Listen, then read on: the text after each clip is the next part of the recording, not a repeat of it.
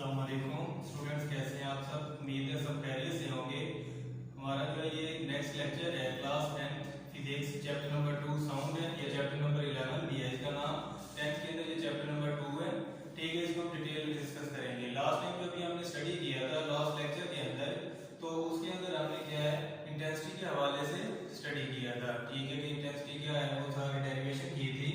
तो उसके बाद आज का जो हमारा टॉपिक है इस लेक्चर के अंदर हमें जो डिस्कस करना है वो ये तीन टॉपिक्स हैं। क्या है?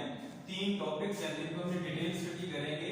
ये रिफ्लेक्शन ऑफ साउंड, सबसे पहले क्या है रिफ्लेक्शन ऑफ साउंड, इसको इको ऑफ साउंड भी कहते हैं, रिफ्लेक्शन को इको भी कहते हैं। उसके बाद है स्पीड ऑफ साउंड, के स्पीड ऑफ साउंड क्या है, ठीक है, और ये क्या है डिफरेंट मटेरियल के अंदर क्या है डिफरेंट है, वो भी हम देखेंगे। उसके बाद जो मेन इंपॉर्टेंट टॉपिक है इन सब के अंदर, ठीक है, वो कौन सा है नॉइज पोल्यूशन। नॉइज पोल्यूशन के अंदर भी काफी क्वेश्चंस जो है वो बनते हैं, वो मैं आपको साथ साथ ही एक्सप्लेन करूंगा, ठीक है। वो ये सारा आज का जितना भी हमारा लेक्चर है ये मोस्टली जो है वो शॉर्ट क्वेश्चन के ऊपर डिपेंड करता है कि इसमें से बोर्ड में काफी क्वेश्चन जो है वो शॉर्ट ही आए हुए हैं। इनमें से कोई भी ऐसा क्वेश्चन नहीं है, ठीक है, कि जिसके अंदर हम ये कह सकें कि क्या है कि लॉन्ग आया हुआ है। सारे के सारे तकरीबन शॉर्ट एमसीक्यू है, मैं साथ साथ आपको गाइड करता जाऊंगा। सबसे पहले रिफ्लेक्शन ऑफ साउंड, ठीक है। रिफ्लेक्शन जो है इसको हम इको भी कहते हैं। क्या कहते हैं? इको। आपने पहले छोटी क्लासेस से पढ़ते आ रहे हैं। रिफ्लेक्शन क्या होती है कि जब कोई भी आपके पास यहाँ पे साउंड जो है वो क्या करेगी, साउंड वेव एक मीडियम से जब दूसरे मीडियम के में एंटर होती है तो दूसरे मीडियम के साथ टकराते ही वो क्या हो जाती है वापस सेम मीडियम में आ जाती है। इसको हम कहते हैं रिफ्लेक्शन। क्या है? रिफ्लेक्शन मतलब वापस आ जाना, ठीक है। कि मतलब जब भी इसको मैं कहता हूँ कि देखिए व्हेन अ साउंड क्या करती है incident on the surface of a medium, it bounces back. क्या है इसके अंदर जो मीन है आपके पास वो क्या है बाउंसेस बैक, मतलब सेम मीडियम में वापस आ जाती है। ये क्या कहलाता है आपके पास रिफ्लेक्शन ऑफ साउंड, या इसको हम क्या कहते हैं इको भी कहते हैं। क्या कहते हैं इसको? इको भी कहते हैं। अब यहाँ पे इसके अंदर ये बहुत इंपॉर्टेंट, ये जो मैं डिस्कस करने लगा हूँ ये क्या बहुत इंपॉर्टेंट एमसीक्यूज है कि हमारा जो ब्रेन है, क्या है कि जो हमारा जो ब्रेन है उसको जो सेंसेशन टाइम है कि वो इको को कितने टाइम के अंदर वापस सुन सकते हैं, वो सिर्फ 0.1 सेकंड। कितना टाइम है? 0.1 सेकंड है। कि 0.1 सेकंड के अंदर क्या है हमारा ब्रेन जो है वो बार बार जो मल्टीपल रिफ्लेक्शन तो हो रही होगी, ठीक है, या इसको रिफ्लेक्शन या इको कह रहे हैं, तो वो उसको सेंस कर सकता है, ठीक है। अब उसके बाद नेक्स्ट है कि देखिए 0.1 सेकंड तो हमारा हो गया सेंसेशन के ब्रेन सेंस कर सकते हैं, ठीक है। लेकिन अब इसके लिए हमें कैसे पता चलेगा कि हमने क्या हमारे पास जो सरफेस है जिससे रिफ्लेक्शन होनी है वो हमसे कितनी दूर हो कि हमें वापस 1.1 सेकंड के अंदर आपको वो से इको सुनाई देगी। तो उसके लिए आपने क्या करना है, देखिए स्पीड ऑफ साउंड जो है वो कितनी होती है हमारे पास 340 मीटर पर सेकंड। क्या है atmospheric pressure normal room temperature के ऊपर ये स्पीड है, ठीक है। और ये आपके पास क्या है 0.1 सेकंड, ये आपके पास सेंसेशन टाइम है, ठीक है। जो फॉर हियरिंग इको मतलब रिफ्लेक्शन अगर सुननी है तो हमें कितना चाहिए 0.1 सेकंड के बाद आप सुन सकते हैं, ठीक है। उसके बाद स्पीड अगर आपके पास क्या है 340 मीटर पर सेकंड है, तो आपने इसको क्या करना है 0.1 सेकंड जो है इससे मल्टीप्लाई कर देना है। क्या कर देना है? इससे मल्टीप्लाई कर देना है। किस तरीके से ये आ जाएगा आपके पास 340, ठीक है, मल्टीप्लाई इसका पॉइंट खत्म कर देंगे, क्या आ जाएगा 10 10 से 1 0 काट हो जाएगा, तो जवाब क्या आ जाएगा आपके पास 34 मीटर। क्या आ जाएगा 34 मीटर। अब 34 मीटर आपके पास है टोटल डिस्टेंस, ठीक है, जिसके अंदर आप रिफ्लेक्शन सुन सकते हैं। अब देखिए जब रिफ्लेक्शन आप सुनेंगे, हम लेफ्ट में यहाँ से बोल रहा हूँ, ठीक है। अब मेरे सामने क्या रूम है, रूम क्या मतलब इसकी दीवार है। अब जब यहाँ से बोलूंगा ये जिस जहाँ पे जाके टकराएगी, ठीक है, टकराने के बाद एक वो डिस्टेंस है जब ये जिस सरफेस के साथ टकराएगी, उसके बाद वो डिस्टेंस जो उससे टकराने के बाद वापस फिर मैं सुनूंगा, ठीक है। तो ये दोनों डिस्टेंस मिला के कितने होने चाहिए 34 मीटर। मतलब ये लेट करें यहाँ पे कोई भी सोर्स है, क्या है यहाँ पे कोई भी आपके पास क्या है सोर्स है, ठीक है। यहाँ पे वो क्या है, अब यहाँ पे आपके पास क्या है डिस्टेंस है, कोई भी सरफेस है, ठीक है। यहाँ से आपके पास क्या आती है साउंड वेव जो है यहाँ पे पहले जो प्रोड्यूस हो रही है यहाँ पे टकराती है, टकराने के बाद फिर क्या करती है ये वापस आती है। अब देखिए यहाँ से लेके क्या है यहाँ से लेके पहले यहाँ तक जाएगी फिर वापस आएगी। इसके लिए टोटल डिस्टेंस मतलब दोनों तरफ मिला के क्या होना चाहिए ये आपके पास 34। क्या होना चाहिए 34। तो इसके लिए 17 मीटर क्या होगा जाने का डिस्टेंस, 17 मीटर आने का डिस्टेंस। अगर इन दोनों को हम ऐड कर लें तो ये कितना हो जाएगा आपके पास 34 मीटर। कितना हो जाएगा ये 34 मीटर हो जाएगा। तो इसका मतलब है अगर आपने क्या करनी है रिफ्लेक्शन या इको को क्या करना है सेंस करना है, तो उसके लिए आपके पास जो रिफ्लेक्शन वाली जो आपके पास क्या होगा नेक्स्ट जो मीडियम होगा वो क्या होना चाहिए आपसे 17 मीटर दूर होना चाहिए। कितना होना चाहिए 17 मीटर दूर, क्योंकि 17 मीटर जब साउंड हमारे प्रोड्यूस होकर जाएगी, ठीक है, फिर 17 मीटर वो हो जाएंगे जब वापस टकरा के वापस आएंगे, तो दोनों मिला के कितने हो जाएंगे 34। ठीक है, तो ये आपके पास क्या है तकरीबन 17 मीटर जो आपके पास डिस्टेंस होना चाहिए। ये शॉर्ट क्वेश्चन था, रिफ्लेक्शन ऑफ साउंड क्या था, ये शॉर्ट क्वेश्चन था, ये इसको इको ऑफ साउंड भी कहते हैं। उसके बाद ये आपके पास क्या है एमसीक्यू है, क्या है ये कि आपके पास सेंसेशन टाइम कितने और उसके बाद अगर आपने सुनना है तो उसके लिए डिस्टेंस कितना चाहिए 34 मीटर।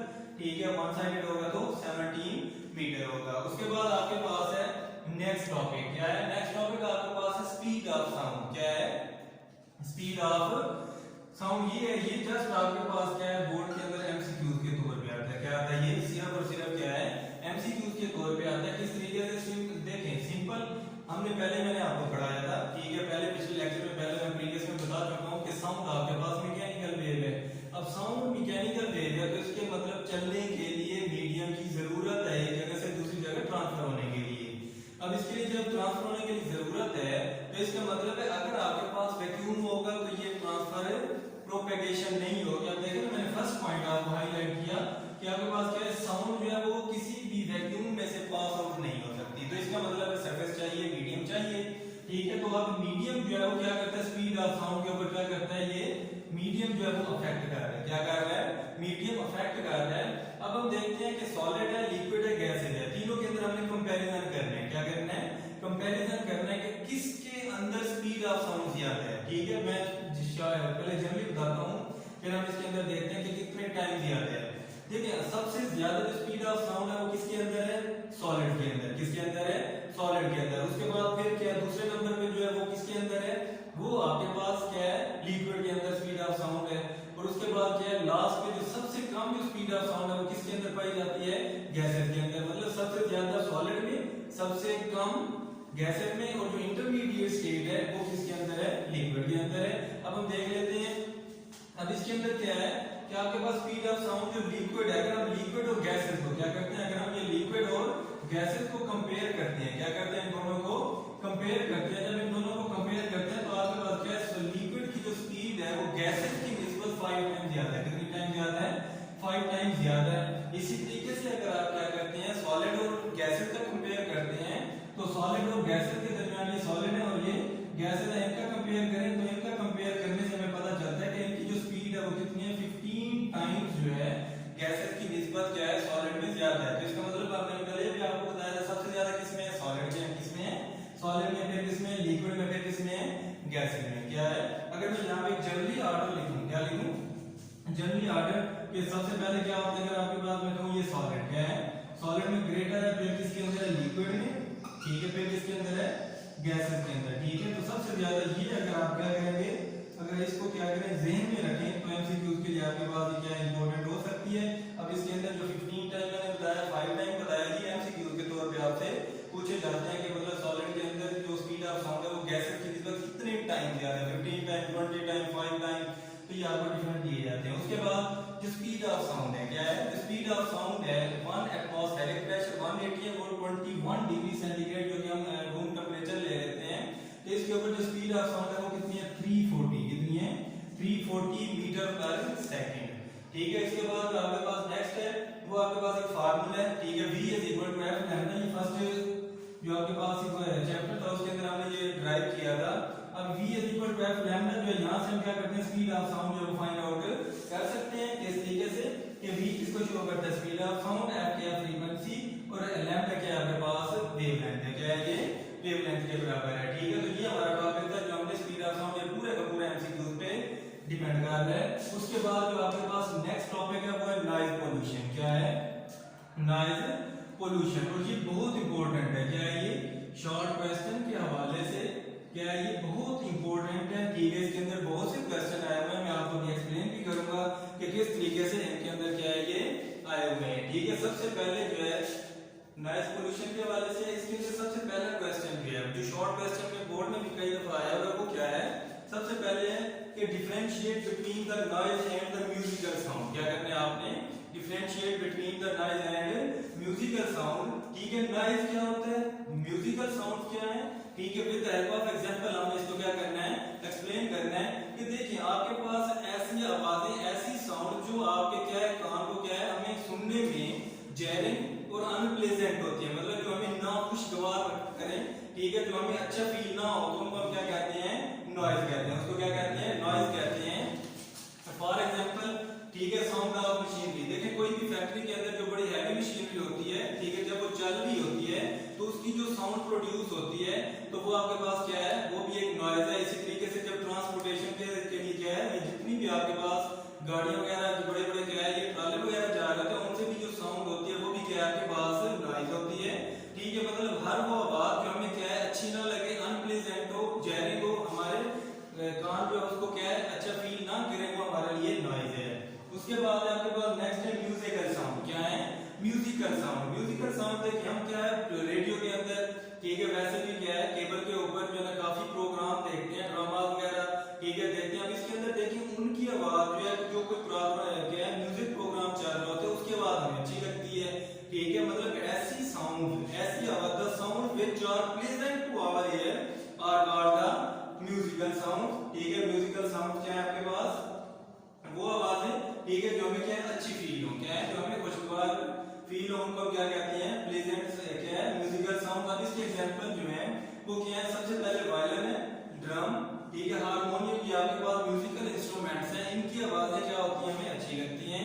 तो ये इनके एग्जांपल हो गए। उसके बाद जो नेक्स्ट आपके पास जो क्वेश्चन है, जो शॉर्ट क्वेश्चन है, बहुत इंपॉर्टेंट शॉर्ट क्वेश्चन है, ये क्या है, आपसे पूछा जाता है कि what are the main sources of the noise pollution. क्या है कि आपके पास जो पोल्यूशन है उसके मेन सोर्सेज कौन कौन से हैं।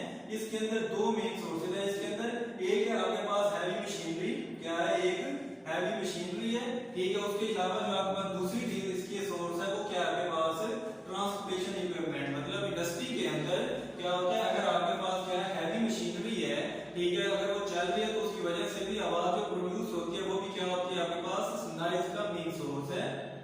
उसके बाद ट्रांसपोर्टेशन के लिए, मतलब चीजों को एक जगह से दूसरी जगह लेके जाने के लिए जो हम व्हीकल्स, बड़े बड़े ट्रॉले वगैरह यूज करते हैं, ठीक है, तो उन वो भी क्या आपके पास main sources of noise pollution के अंदर आते हैं। नेक्स्ट क्वेश्चन है आपके पास, ठीक है, नेक्स्ट क्वेश्चन में क्या है कि आपके पास इफेक्ट ऑफ नॉइज पोल्यूशन। ये दो तीन तरह से क्वेश्चन आ सकता है कि what are the negative effect of the noise pollution, ठीक है, उसके बाद what are the main diseases, ठीक है, caused by the noise pollution.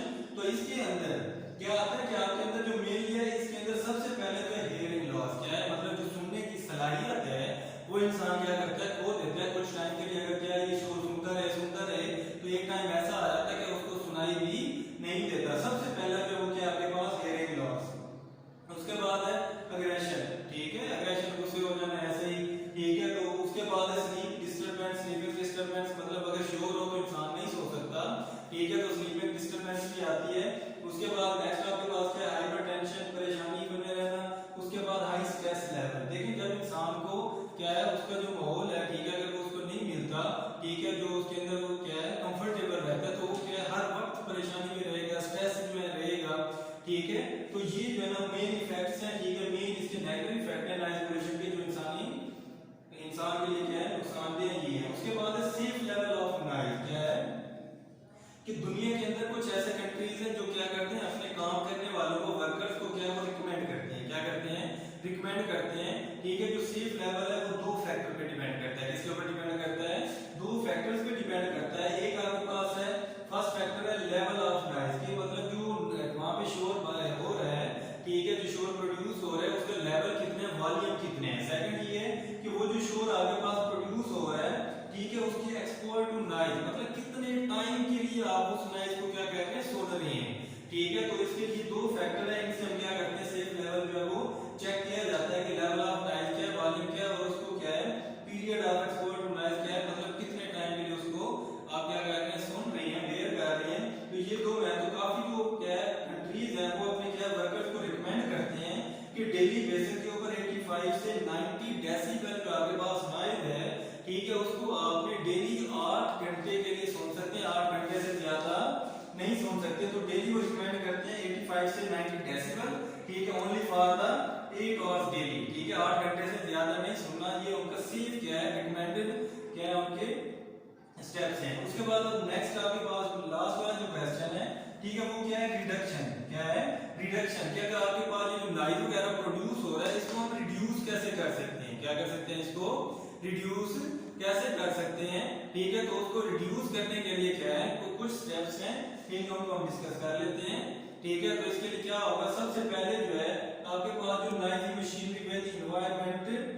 Friendly machine, सबसे पहले वो ये है, कहता है कि आपने क्या करना है, आपकी फैक्ट्रीज के अंदर कोई ऐसी मशीनें हैं, ठीक है, जिनकी वजह से बहुत ज्यादा शोर प्रोड्यूस हो रहा है, तो आपने क्या करना है, उस शोर को, जो ज्यादा शोर करते हैं उनको आपने ऐसी मशीनों के साथ क्या चेंज कर लें, ठीक है, जो इन्वायरमेंट फ्रेंडली है, इन्वायरमेंट फ्रेंडली मतलब जो शोर कम करती है, पोल्यूशन कम काज करेंगी। फर्स्ट स्टेप ये है। सेकंडली ये है कि वो कहते हैं आप क्या करें, इसकी जगह पे क्या करें, साउंड रिड्यूसिंग बैरियर यूज कर लें, क्या कर लें, साउंड रिड्यूसिंग बैरियर यूज कर लें, मतलब जहां पे कोई मशीनरी चल रही है उसके आगे कोई बैरियर लगा दें ताकि बाहर शोर ही कम आए। इसकी मैं एग्जांपल ऐसे देता हूं कि देखिए, अगर आप गाड़ी के अंदर चल रहे हैं, ठीक है, गाड़ी के अंदर म्यूजिक लगाया हुआ है, जब आप उसके क्या है डोर वगैरह बंद कर देते हैं, तो फिर वो जो आवाज है वो अंदर रहती है, बाहर नहीं आती, अगर आती भी है तो ना होने के बराबर है। इसी तरीके से क्या है, वो कहते हैं आप ऐसे बैरियर यूज कर लें, ठीक है, जो क्या करें, नॉइज को रोक लें, साउंड को रिड्यूस कर दें। उसके बाद लास्ट वाला जो है वो क्या है आपके पास, यूजिंग एयर प्रोटेक्शन डिवाइसेस, क्या है, मतलब आप एयर प्लग वगैरह यूज कर लें, मतलब आप किसी ऐसे एरिया में जा रहे हैं जहाँ पे क्या है कि बहुत ज्यादा क्या है वहाँ पे शोर है, क्या है, वहाँ पे बहुत ज्यादा शोर है, तो उस शोर को कंट्रोल करने के लिए कि आपके क्या है कानों में कम आवाज जाए, तो उसके लिए एयर प्लग वगैरह होते हैं, उनको यूज किया जाता है। तो एयर प्लग उनको ही हम कहते हैं कि हेयरिंग प्रोटेक्शन डिवाइस, ठीक है, उनको यूज कर लिया जाए ताकि ये क्या है इससे बचा जाए। तो आज हमारा जो टॉपिक था, उम्मीद है आपको समझ आ गई होगी, ठीक है। 3 टॉपिक से, फर्स्ट वाला मैंने बताया शॉर्ट क्वेश्चन है, नीचे एमसीक्यू, ठीक है, उसके बाद ये सारा टॉपिक आपका क्या था, एमसीक्यूज के हवाले से था, और नेक्स्ट ये वाला जो है कि शॉर्ट क्वेश्चन के हवाले से क्या बहुत ही इंपॉर्टेंट या क्या है टॉपिक था, जो मैंने आपको 1 बाय 1 एक एक क्वेश्चन करके बताया और उसका आंसर भी बताया कि किस तरीके से ये क्वेश्चन आता है और कैसे आपने उसको करना है, सोर्सेज क्या है। उम्मीद है आप सबको समझ आ गई हो।